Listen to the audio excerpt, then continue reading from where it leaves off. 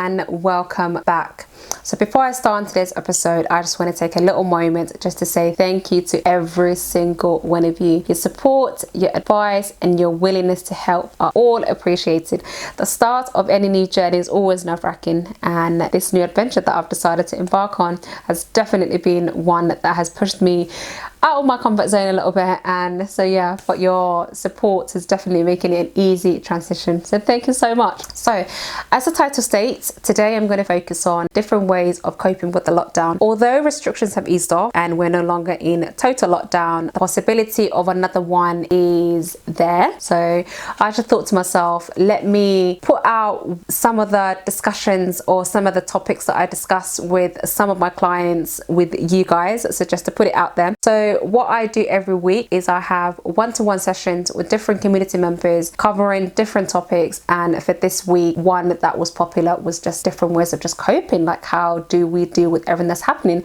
Although if it is a one-to-one session, then of course it's kind of tailored to that individual's needs. So not everyone is gonna fall under the same brackets and kind of benefit from the same system, but if it's something more of an in general, I guess you can pick out some of the things that relate to you or some of the things that you feel are beneficial to you. So yeah, let's get on with it. So coping is the way in which we deal with situations that are stressful, that are unpleasant or difficult. We all have different ways of coping with different situations, so no 2 days are the same. So we all have a positive way and a negative way of dealing with a situation. Now the positive one is one that is beneficial to our overall well-being, and the negative ones are ones that are harmful to us or others. Negative ones may often feel impulsive, and sometimes we don't even acknowledge that they're happening and that we're using the negative strategies to kind of escape what it is that we're dealing with. In the next section, I'm gonna highlight some of the positive ones that I feel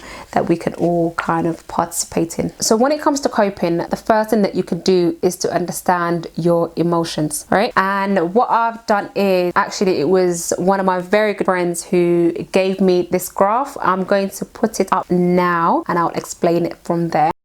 Although I keep on calling it a graph, the proper name for it is actually feelings wheel. Finding a way to express emotions can be challenging, but using this wheel can be helpful.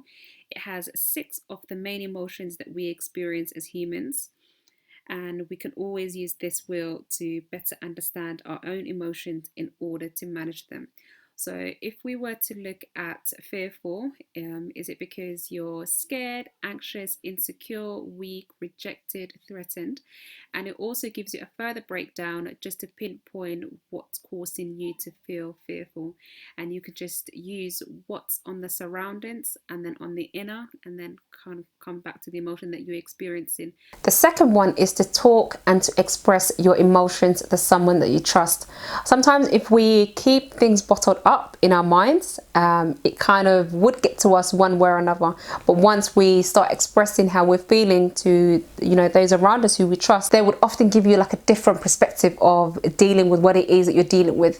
And yeah, so just express how you're feeling, turn to someone that you trust, someone that you know you can go to for advice, go to them, express how you're feeling. And if you can't turn to a family member, a friend, talk to a professional. That's what I would say. Go to a professional for help. There's nothing wrong with asking for help, and that's another point that I'm going to highlight in one of the episodes in the next series. The next point that I would say is to keep a journal of how you're feeling. Write it down. If vocalizing it is not it's not something that you're good at, if writing down is not something that you want to do, you can always draw it out. Like just draw out how it is that you're feeling, and yeah, so hopefully that might help. Or you could always record how you're feeling. Like one thing that I always say to some of my clients is just to do a voice record. If you don't want to do a video, if you don't want to like record yourself being emotionally upset, just voice record how you're feeling, and then that's something. The last one that I would say is to recognize and challenge your thoughts. I think one thing that we're all good at is having a negative thought and just keeping it in and allowing that to control us all throughout our day and how we feel, how we express, how we deal with others.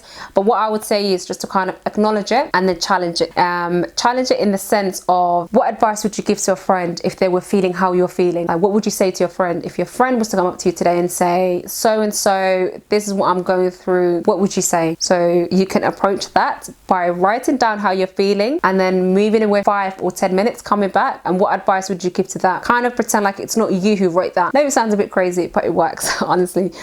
And for those of you who have no one to turn to, you can always reach out to me. I'm going to make that out loud and clear.